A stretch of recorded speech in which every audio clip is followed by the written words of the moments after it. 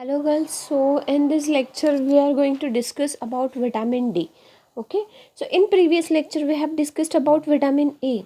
Okay, in that its structure, okay, its biochemical function, again deficiency diseases, etc.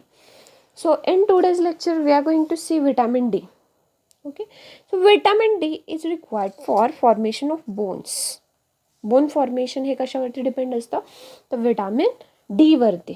Okay, and it regulates the absorption and utilization of calcium and phosphorus for it, which is needed for bone formation.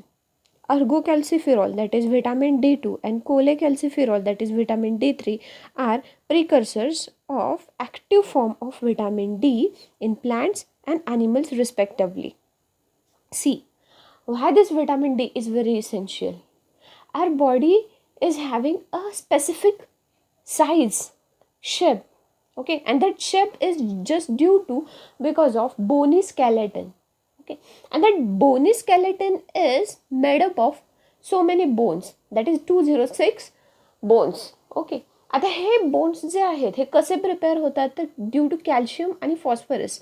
Okay, ह्या दोन आयन्समुळे काय होणार आहेत आपले bones prepare होतात, teeth prepare होतात. त्यांचं absorption आणि युटिलायझेशन जे आहे हे कोण रेग्युलेट करतं तर विटामिन डी. आपण जे डाएटमधून म्हणजे calcium containing phosphorus containing food consume करतो पण ते ॲब्सॉर्बेबल मॅनरमध्ये कन्वर्ट करण्याचं काम कोण करतं तर active form of vitamin D. ठीक आहे, so that's why vitamin D is really very important one. आता हे विटामिन डीचे नक्की प्रिकर्सर्स कोण आहेत तर विटामिन D2 आणि D3 हे जे आहेत हे प्रिकर्सर्स आहेत जे प्लांट आणि ॲनिमल सोर्समध्ये असतात. प्लांटमध्ये विटामिन D2 असतो आणि ॲनिमल्समध्ये विटामिन D3 असतं. ठीक आहे, हे दोन्ही काय आहेत precursor for active form of vitamin D. ठीक आहे, आता हे विटामिन D2 म्हणजे नक्की काय तर ergocalciferol. This is nothing but your vitamin D2 and cholecalciferol this is your vitamin D3. ठीक आहे, ergosterol is converted into ergocalciferol, that is vitamin D2 in plants by action of sunlight. आता आपण पाहतो की सनलाईटमध्ये जे UV रेज आहेत ते जेव्हा ॲब्सॉर्ब होतात लीव्समध्ये तेव्हा तिथे फोटोसिंथेसिस स्टार्ट होतं. ठीक आहे, आणि ह्या सगळ्या कन्व्हर्जनमध्ये अर्गोस्टेरॉल जो असतो जो प्रिकर्सर आहे त्याचं कन्व्हर्जन कोणामध्ये होतं तर अर्गोकॅल्सिफेरॉल विटामिन D2मध्ये. हे सगळं कन्व्हर्जन कशामध्ये होणार आहे प्लॅन्टमध्ये due to action of sunlight. आता ॲनिमल्समधलं कन्व्हर्जन पाहायचं आहे आपल्याला. कन्व्हर्जन इथे कोणाचं होतं 7-dehydrocholesterol. Okay, and intermediate in cholesterol synthesis is converted into cholecalciferol in skin by UV rays in sunlight. The biologically active form of vitamin D is synthesized in kidney.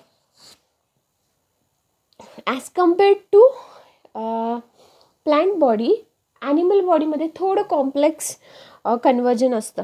ठीक आहे, जो cholesterol cycle किंवा cholesterol सिंथेसिससाठी जो 7-dehydrocholesterol intermediate prepare झालेला असतो. ठीक आहे, तो आपण आता इथे यूज करतो आणि ह्याचं कन्व्हर्जन आपल्याला कशामध्ये करायचं आहे cholecalciferol. Chole that is cholesterol right. So 7-dehydrocholesterol to cholecalciferol by the action of UV. ही रिॲक्शन कोणामध्ये होते ॲनिमल स्किनमध्ये. कोणाच्यामुळे तर UV लाईटमुळे. ओके, सो आता बायोलॉजिकली ॲक्टिव्ह फॉर्म कोणता असतो तर विटामिन डी. बरोबर आहे, आणि हा विटामिन डी जो असतो तो ॲनिमल सेल्समध्ये कुठे प्रोड्यूस्ड होतो ॲनिमल बॉडीमध्ये कुठे प्रोड्यूस्ड होतो तर किडनीमध्ये. This synthesis may be stimulated by calcitonin and parathyroid hormones. हे जे सिंथेसिस आहे डिहायड्रोकोलेस्ट्रॉलपासून कोलेकॅल्सिफेरॉल आणि वरतीसुद्धा म्हणजे अर्गोकॅल्सिफेरॉलचं कन्वर्जन होतं अर्गोस्टेरॉलचं कन्वर्जन होतं अर्गोकॅल्सिफेरॉल दॅट इज विटामिन D2मध्ये. तर हे दोन्ही कन्वर्जन्स जे आहेत हे कोणाच्या स्टिम्युलेशनमुळे होतात तर कॅल्सिटोनिन आणि पॅराथायरॉइड hormone. Sorry, next in the active form of vitamin D is localized preferentially in the nucleus of intestinal cells and induces synthesis of calcium binding proteins. जो विटॅमिन डीचा ॲक्टिव्ह फॉर्म आहे, ज्यामधून ॲक्च्युअलमध्ये सगळं रेग्युलेशन, ॲब्सॉर्प्शन, युटिलायझेशन होतं तुमच्या बॉडीमध्ये vitamin डीचं, किंवा formation होतं तुमच्या कॅल्शियम फॉस्फरसचं, तर तो जो आहे तो कुठे प्रेफरन्शियली असतो, तर nucleus of intestinal cells and it induces the synthesis of calcium binding protein. काय इंड्यूस करतो तो, काय प्रोवोक करतो तो, तर तो तिथे सिंथेसिस, जे कॅल्शियम बाइंडिंग प्रोटीन्स आहेत त्यांचं सिंथेसिस तिथे काय करतो, प्रोवोक करतो किंवा इंड्यूस करतो. इंड्यूसचं मिनिंग काय आहे की स्टार्ट करतो, इनिशिएट करतो. Okay, along with a rise in calcium absorption, phosphate absorption also increases by 10 to 15%. ठीक आहे. आता हे जे कॅल्शियमचं ॲब्सॉर्प्शन व्हायला हवं आहे, त्याचबरोबर फॉस्फरसचं सुद्धा ॲब्सॉर्प्शन व्हायला हवं आहे, आणि हे ॲब्सॉर्प्शन 10 ते 15% इथे वाढलं जातं. Deficiency of vitamin D results in rickets. आता हे रिकेट्स नक्की काय, तर बोन्समध्ये जे प्रॉब्लेम्स येतात त्याला आपण रिकेट्स असं म्हणतो. The calcification of bones, okay, calcification of bone is affected and the density of bone decreases. This is nothing but rickets. म्हणजे पोरस बोन्स होतात. ऑलरेडी आपले बोन पोरस असतात, पण त्यामध्ये जास्त कॅल्शियम असतं, पोर्स खूप कमी असतात. पण जेव्हा रिकेट्स होतं, रिकेट्स कोणामुळे होणार आहे, विटॅमिन डीच्या इनसफिशियंट अमाऊंटमुळे और डेफिशियन्सीमुळे. तर मग हे जे बोन्स प्रिपेअर होत आहेत त्यांचं कॅल्सिफिकेशन होत नाही. म्हणजेच काय की कॅल्शियमचे अमाऊंट, रिक्वायर्ड अमाऊंट किंवा सफिशियंट अमाऊंटमध्ये तिथे कॅल्शियम आपण देऊ शकत नाही आहे. त्यामुळे इनसफिशियंट अमाऊंटमध्ये कॅल्सिफिकेशन झाल्यामुळे काय होणार आहे, तिथे बोन डेन्सिटी कमी झालेली असते. And x-ray examination makes diagnosis relatively simple.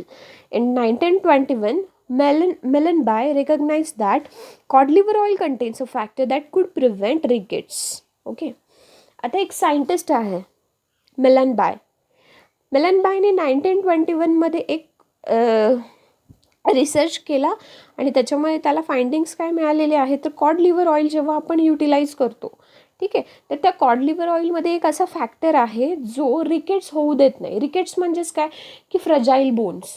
Fragile म्हणजे काय, लगेच फ्रॅक्चर्ड होऊ शकतात म्हणजेच त्यांच्यामध्ये बोन डेन्सिटी कमी झालेली आहे, राईट. कॅल्सिफिकेशन नाही होते तिथे. तर हे सगळं प्रिव्हेंट करता आहे तो ऑइलमध्ये असलेला एक फॅक्टर, कॉड लिव्हर ऑइलमध्ये असलेला factor. That factor was vitamin D. Okay, yes. So this is all about your reactions. So this is 7-dehydrocholesterol. Where it is found out? So in animal skin. ॲनिमल्समध्ये 7-dehydrocholesterol present असतो. ठीक आहे, त्यांचं conversion UV raise सनलाईटमध्ये जे present असतात, ठीक आहे, त्याच्यातून कशामध्ये कन्व्हर्जन होत आहे, कॉलेकॅल्सिफेरॉल, दॅट इज विटॅमिन D3. ठीक आहे, म्हणजे 7-dehydrocholesterol बघा, आता 7-dehydrocholesterol जो आहे त्याचं कन्व्हर्जन आता कशामध्ये होतं आहे, कोलेकॅल्सिफेरॉलमध्ये. बघा, रिंग ओपनिंग झालेली आहे, ABCD अशा 4 रिंग्स आहेत 7-dehydrocholesterolमध्ये. ते इथे काय दिसतंय बघा, फर्स्ट आणि सेकंड रिंग ओपन झालेली आहे, बरोबर आहे. 9-10चा जो सिंगल बॉन्ड होता तो ओपन झालेला आहे, आणि हे स्ट्रक्चर इथे बनलेलं आहे. हे कशामध्ये स्ट्रक्चर बनलं आहे, तर तुमच्या स्किनमध्ये. ठीक आहे, this is vitamin D3. Okay, आता लिव्हरमध्ये ह्याचं पुन्हा एकदा कन्व्हर्जन होतं कॅल्सिडायलमध्ये. ओके, कॅल्सिडायलमध्ये. आता कॅल्सिडायलमध्ये कन्व्हर्जन होत असताना काय होतं आहे, चेंजेस काय झालेले आहेत, तर बघा, हायड्रॉक्सिल ग्रुप आहे तिथेच आहे, डबल बॉन्ड आणि ओपनिंग्स आहे तिथेच आहेत, बरोबर आहे. C आणि D रिंगमध्ये कुठेही डिफरन्स नाही आहे. आता डिफरन्स उरतो तो कुठे, तर फक्त तुमच्या लास्ट स्ट्रक्चरमध्ये 25 हायड्रॉक्सी कोलेकॅल्सिफेरॉल. 25 पोझिशनला हायड्रॉक्सिल ग्रुप तिथे अटॅच होतो आहे. हे फक्त एक डिफरन्शिएटिंग कॅरेक्टरिस्टिक आहे इथे. म्हणजे विटॅमिन D3 पासून तुमचा कॅल्सिडायल कसा डिफरन्शिएट होतो आहे, तर विटॅमिन D3मध्ये 25 पोझिशनला फक्त मिथेन्स होते, 2 मिथेन ग्रुप होते, पण तिथे हायड्रॉक्सिल ग्रुप नव्हता. पण इथे 25 हायड्रॉक्सी कोले कॅल्सिफेरॉलमध्ये त्याचंच नाव काय सांगितलं आहे, कॅल्सिडायॉल. तर ह्या कॅल्सिडायॉलमध्ये हायड्रॉक्सिल ग्रुप प्रेझेंट आहे. ओके. सो आता किडनीमध्ये चेंजेस काय होत आहेत, ठीक आहे. आता एक एक एक स्टेप आपण बघतोय. हे सगळं ॲनिमलमधलं आहे, बरोबर आहे. तर पहिल्यांदा 7 डिहायड्रोकोलेस्ट्रॉलचं कन्व्हर्जन झालं आहे कोले कॅल्सिफेरॉल, दॅट इज विटॅमिन D3मध्ये. नंतर 25 हायड्रॉक्सी कोले कॅल्सिफेरॉलमध्ये झालं. आता किडनीमध्ये जाऊन पुन्हा त्यांचं कन्व्हर्जन 125 डायहायड्रॉक्सी कोले कॅल्सिफेरॉल, दॅट इज कॅल्सिट्रायलमध्ये होतं आहे. ठीक आहे. म्हणजे फर्स्ट पोझिशनला हायड्रॉक्सिल ग्रुप आहे आणि अलॉंग विथ दॅट 25 पोझिशनला तिथे काय झालेलं आहे, हायड्रॉक्सिल ग्रुप आहे. ओके. हे दोन फक्त सबस्टिट्यूशन्स ॲड झालेल्या आहेत, फंक्शनल ग्रुप ॲड झालेत अँड तुमचा फायनली कॅल्सिट्रायल प्रिपेअर झालेला आहे. This is all about your vitamin D. So vitamin D जो आहे हा तुम्हाला कशामधून मिळतो, रिचेस्ट सोर्स काय आहे तर सनलाईट. ओके. मग तो ॲनिमल टिश्यूसाठी असो किंवा मग तुमच्या प्लांट टिश्यूजसाठी असो, दोघांचा सोर्स कोणता आहे तर सनलाईट. ठीक आहे. आणि कोणकोणते आयन्स इम्पॉर्टंट असतात इथे, कॅल्शियम आणि फॉस्फरस, राईट. ओके. नेक्स्ट आता आपण पाहणार आहे vitamin E. Okay. So vitamin E जे आहे ह्याचं कॉमन नेम काय आहे, C. Vitamin E is a common name given to a number of fat-soluble compounds, the most active of which is alpha tocopherol. Active form कोणता आहे vitamin Icha तर alpha tocopherol. आणि vitamin E जो आहे हा common name दिलेला आहे. आता ह्या विटॅमिन ईमध्ये आता आपण बघतो की ए, डी, ई आणि के हे 4 विटॅमिन्स आहेत ते फॅट सोल्युबल आहेत. त्यातला ई विटॅमिन जो आहे तो फॅट सोल्युबल आहे, बरोबर आहे. पण त्यामध्ये group of fat soluble vitamins आहेत. ओके. आणि त्यातला मोस्ट ॲक्टिव्ह कोणता आहे तर आपल्याला स्टडीला alpha tocopherol. Okay. Okay. So now will see what is it exactly vitamin E, that is alpha tocopherol. The richest source of vitamin E are vegetable oils and wheat germ. Okay. So आता पहिल्यांदा आपल्याला पाहायचं vitamin E आपल्याला कोणकोणत्या सोर्सेसपासून मिळतो. Vegetable oils जे आपण फूडसाठी consume करत असतो, युटिलाइज करत असतो, त्यामधून आपल्याला विटॅमिन ई अवेलेबल होतं आणि व्हीट जर्म्समधून. Okay. So it's not seen in fish liver oil. जसं आपण पाहिलं की vitamin A, E, D J आहेत ते आपल्याला फिश लिव्हर ऑइल्समधून अवेलेबल होतात. पण अनलाईक दॅट हे जे विटॅमिन आहे ई ते आपल्याला फिश लिव्हर ऑइलमध्ये मिळत नाही. Vitamin E is heat stable, बरोबर. बाकी सगळे जे विटॅमिन्स आहेत हे कसे आहेत, हीट अनस्टेबल असतात, म्हणजे हीट सेन्सिटिव्ह असतात. त्यांच्यामध्ये डिनॅचुरेशन वगैरे होऊ शकतं. पण इथे काय आहे, विटॅमिन ई जे आहे हे मोर हीट स्टेबल आहे. हीटिंग केलं तरी पण त्याला काही इफेक्ट होत नाही. Vitamin E acts as biological antioxidant. जसं ए अँटीऑक्सिडंट आहे म्हणजे विटॅमिन ए, तसाच तुमचा विटॅमिन ई सुद्धा अँटीऑक्सिडंट आहे. It prevents oxidation of unsaturated fatty acid. ठीक आहे. जे तुमच्या बॉडीमध्ये अनसॅच्युरेटेड फॅटी ॲसिड्स प्रेझेंट असतात त्यांचं ऑक्सिडेशन प्रिव्हेंट करतो तो. आता आपण प्रिव्हियस लेक्चरमध्ये म्हणजे लिपिड्समध्ये saturated fatty acids, unsaturated fatty acids पाहिलेले होते, कुठे प्रेझेंट असतात, त्यांचा इम्पॉर्टन्स काय, ओके, एक्सेट्रा एक्सेट्रा. पण त्याच्यामधले जे अनसॅच्युरेटेड फॅटी ॲसिड्स आहेत त्यांचं ऑक्सिडेशन होऊ देत नाही विटॅमिन ई. ठीक आहे. That's why we called it as antioxidant.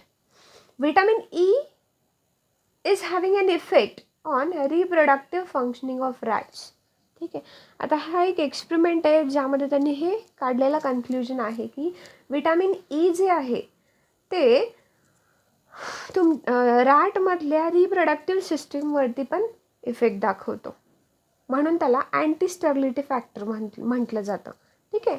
लक्षात घ्या, त्याला काय म्हटलं जातं, anti sterility factor. Anti sterility म्हणजे काय, स्टरिलिटी म्हणजे काय, स्टरिलिटी म्हणजे टेस्टिस मधून म्हणजे स्पर्म्स प्रोड्यूस्ड होत नाही. ठीक आहे. स्पर्म्स काय इम्पॉर्टंट आहेत फॉर चाइल्ड, ओके, और टू बिअर अ चाइल्ड और फॉर कन्सिविंग. ओके, सो इथे काय होणार आहे, स्टराईल जर झाला एखादा मेन तर त्याच्यामध्ये ते स्पर्म प्रोडक्शन होत नाही, right. In absence of vitamin E, germinal epithelium of testis of rats is destroyed. जी टेस्टिसमध्ये, रॅटच्या टेस्टिसमध्ये जर्मिनल एपिथेलियमची लेअर असते ती काय होते, डिस्ट्रॉय होते. कधी डिस्ट्रॉय होते, जर विटॅमिन ईची डेफिशियन्सी झाली असेल रॅटमध्ये तर, ठीक आहे. It is also required for normal physiology of muscular and vascular systems. Muscular that is your muscles, vascular that is cardiovascular आणि बाकी सगळे व्हॅस्क्युलर सिस्टीम्स, ह्यांच्यासाठी पण विटॅमिन ई इम्पॉर्टंट आहे. Muscular dystrophy is seen due to deficiency of vitamin E. Muscular dystrophy होते, ठीक आहे, म्हणजे they are unable to move किंवा स्टिफनेस आलेला असतो मसल्समध्ये, ह्याला काय म्हणतो, डिस्ट्रोफी. तर ह्याच्यामध्ये हा जो आहे डिसीज, ओके, तो कशामुळे ऑब्झर्व होतो, विटॅमिन ईच्या डेफिशियन्सीमुळे. It also increases the rate of DNA synthesis in the cell. ठीक आहे, म्हणजेच काय की DNA सिंथेसिस जर झालं असेल सेलमध्ये तर त्याचा रेट जो आहे हा आपलं विटॅमिन ई घेऊन वाढवला जातो. ठीक आहे. So below to that they have given vitamin E that is alpha tocopherols structure. Okay, what it contain, one benzene ring, to that one fused benzene ring. Okay, त्याच्यामध्ये ऑक्सिजन ॲज अ हेटेरोटम प्रेझेंट आहे आणि त्यानंतर आयसोप्रेन unit म्हणजे alternate हे दिलेले आहेत, methanes दिलेले आहेत, एक लॉंग चेन दिलेली आहे. आयसोप्रेन नाही येते बट इथे लॉंग चेन दिलेली आहे. ठीक आहे, आणि एंड विथ 2 मिथेन मॉलिक्यूल. ठीक आहे, this is structure of alpha tocopherol. Alpha पोझिशनला हायड्रॉक्सिल ग्रुप आहे म्हणून अल्फा टोकोफेरॉल. ओके, आता आपल्याला बघायचं आहे की काय काय डेफिशियन्सी डिसीजेस होतात ॲनिमल्समध्ये जर विटॅमिन ई इनसफिशियंट अमाऊंटमध्ये असेल तर. सगळ्यात फर्स्ट जे आहे ते haemolysis of red blood cells. Second आहे डिप्रेस्ड ऑक्सिडेटिव्ह फॉस्फोरायलेशन. थर्ड आहे muscular dystrophy. Fourth decreased lipid synthesis, and fifth decreased storage of vitamin A. We'll see this one by one. Okay, now we'll see its daily requirement. So in the males it required 10 milligram per day. ठीक आहे, vitamin E मेल्समध्ये 10 milligram per day required असतात. RDA आहे ते, recommended daily allowance. फिमेल्समध्ये it required 8 milligram per day. प्रेग्नन्सीमध्ये 10 milligrams per day. Lactation 12 milligrams per day. 15 milligram of vitamin E is equivalent to 33 international units. Okay, 33 international units. Pharmacological dose is 200 to 400 international units per day. Okay, now see sources: vegetable oils, germ oil, sunflower oil, corn oil, and margarine. Now we'll see deficiency diseases. So in humans, deficiency of vitamin E is seen in premature infants. ठीक आहे, premature infants म्हणजे जे infants before 9 months ज्यांची birth झालेली आहे, deliver झालेले आहेत त्यांच्यामध्ये दिसतात. ठीक आहे. Again, transfer of vitamin E from maternal blood occurs during last few weeks of pregnancy, right? Premature infants will have vitamin E deficiency because why they are deficient in vitamin E? कारण प्रेग्नन्सीच्या last वीक्समध्ये म्हणजे 35 to 41 ह्या वीकमध्ये vitamin E जे आहे ते मदरकडून बेबीच्या बॉडीमध्ये absorb व्हायला start होतं, राईट, थ्रू द प्लेसेंटा. पण प्रीमॅच्युअर इन्फंट्समध्ये काय झालेलं असतं तर ते आधीच डिलिव्हर झाल्यामुळे हे ट्रान्सफर झालेलं नाही आहे. ठीक आहे, सो त्यामुळे त्यांच्यामध्ये विटॅमिन ई डेफिशियन्सी अराईज होते. ठीक आहे. So impaired absorption seen in conditions such as abetalipoproteinaemia that is fat malabsorption. ठीक आहे, म्हणजे फॅटचं माल ॲब्सॉर्प्शन होतं म्हणजे ॲब्सॉर्प्शन होत नाही ते. ठीक आहे. ऑब्स्ट्रक्टिव्ह जॉईंटिसमध्ये होत नाही, डेफिशियन्सी अराईज होते. Again intestinal diseases such as coeliac sprue. Okay. Again, genetic vitamin E deficiency, it is caused by lack of protein that normally transports alpha tocopherol from hepatocytes to VLDL. Genetic vitamin A deficiency कधी arise होते, तर जेव्हा तुमचे proteins lack होतात. Okay, lack of protein that normally transports alpha tocopherol, म्हणजे असे protein जे ट्रान्सपोर्टेशनचं काम करतात. कोणाच्या ट्रान्सपोर्टेशनचं? अल्फा टोकोफेरॉलच्या. From hepatocytes. Hepatocytes that is uh hepatic, that is hepatic veins, liver, okay, kidneys. So तिथून काय होणार आहे? VLDL, ओके, म्हणजेच व्हेरी लो डेन्सिटी लिपोप्रोटीन, तिथंपर्यंत यांचं ॲब्सॉर्प्शन करण्याचं काम कोण करतं? तर ते प्रोटीन. ठीक आहे. Next, clinical features. Haemolytic anaemia और macrocytic anaemia are seen in premature infants.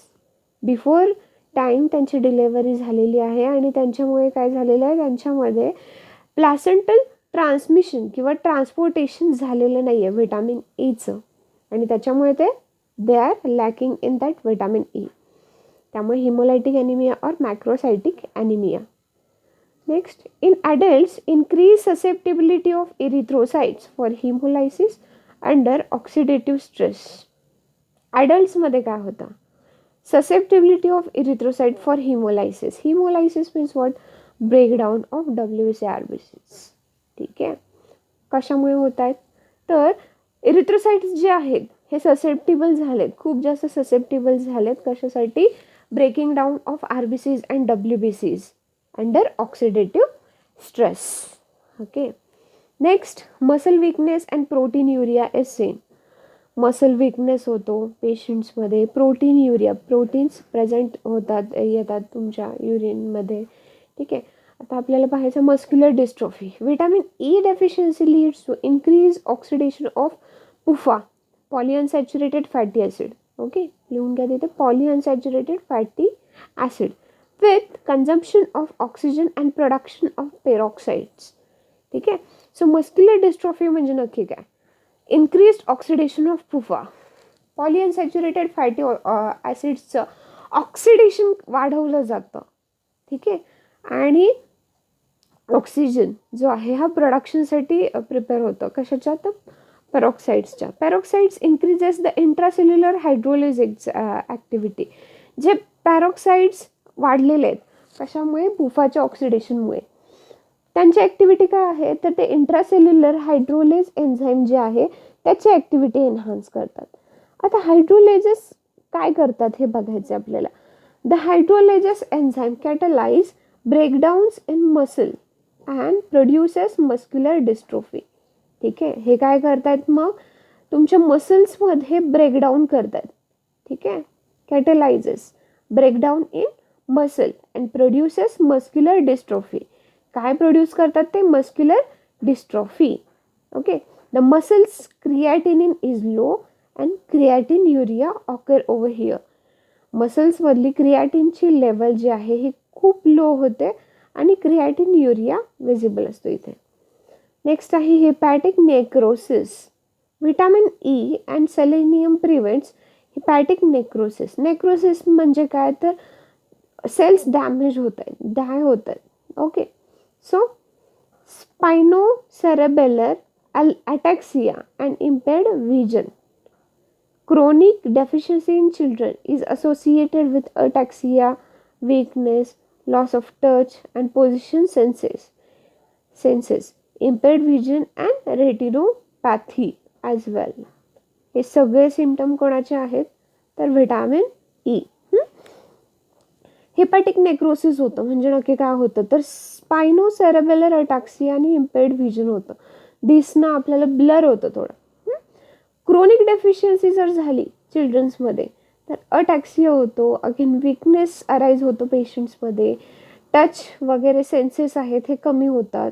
Okay. Loss of touch and position census. Again vision सायकलमध्ये किंवा इम्पेअर्ड व्हिजन अँड रेटिनोपॅथी. ठीक आहे. ह्यांच्यामध्ये ह्याचा हे होतं डेफिशियन्सी अशा प्रकारे दिसते आपल्याला. Last, increased lipid peroxidation in nervous tissue causes neurological lesions. Okay, means what?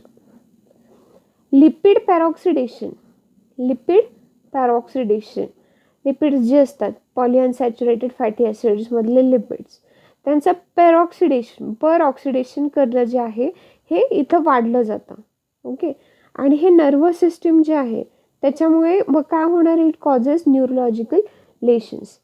Nervous सिस्टीम्समध्येच हे सगळे चेंजेस होत आहेत, मग त्यामुळे नर्वस सिस्टीम जे आहे, न्यूरोलॉजिकल लेशन्स तुम्हाला विजिबल होतील. Oxidation of PUFA in rods leads to oxidative damage in retina. Rods which are responsible to see or to vision of night. तर त्यांच्यामध्ये पण काय होतं आहे? अफेक्ट झालेलं असल्यामुळे काय होणार आहे? रेटिनाज डॅमेज होते. Again deficiency in animals, muscular dystrophy and reproductive failure. Okay, again vitamin E is list toxic. Toxicity level कशी आहे विटॅमिन ईची? तर लिस्ट टॉक्सिक नाही आहे जास्त. Okay, so this is one chart, therapeutic uses of vitamin E. In that first जो आहे त्याच्यामध्ये डिसीज दिलेत, नावं दिलेत, आणि इकडे सेकंडला काय दिलेलं आहे टेबलमध्ये? Mechanism of action. Okay, nocturnal muscle cramp, intermittent claudication, fibrocystic breast diseases आणि atherosclerosis.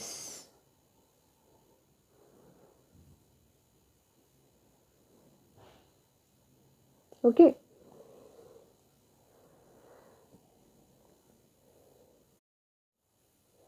also this vitamin E plays an important role in maintenance of structural and functional features of smooth muscles, cardiac muscles and skeletal muscles. ठीक आहे, structural आणि functional features म्हणजे काय?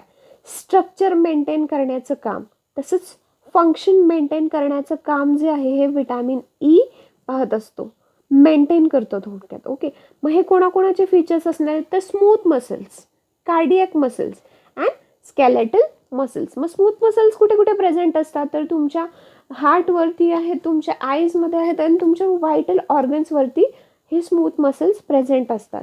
ठीक आहे, so त्यांची structural functional integrity control करण्याचं काम विटॅमिन ई करतो. अगेन कार्डियक मसल्सचे आणि स्केलेटल मसल्सचे सुद्धा. Vitamin E facilitate better utilisation of available vitamin A by preventing its oxidative degradation. Vitamin E काय करतो? त्याचबरोबर it facilitate better utilisation of available vitamin ए.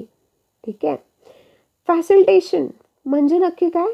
तर एनहान्स, रेट इन्क्रीज केला जातो. Okay, utilisation of available vitamin A by preventing its oxidative degradation. Vitamin एचं better absorption कसं करता येईल हे कोणावरती डिपेंड राहतं? विटॅमिन ईवरती. ठीक आहे, का? कारण ह्याचं मागचं मेकॅनिझम काय आहे? तर विटॅमिन एचं जे ऑक्सिडेशन होतं हे ऑक्सिडेशन इथे प्रिव्हेंट केलं जातं. ओके, ऑक्सिडेटिव्ह डिग्रेडेशन जे आहे हे इथे प्रिव्हेंट केलं जातं विटॅमिन एचं, आणि त्याच्यामुळे तुम्हाला विटॅमिन ई हा खूप महत्त्वाचा आहे विटॅमिन एच्या ॲब्सॉर्प्शनसाठी. Next, vitamin E also plays an important role in induction of essential cofactor in steroid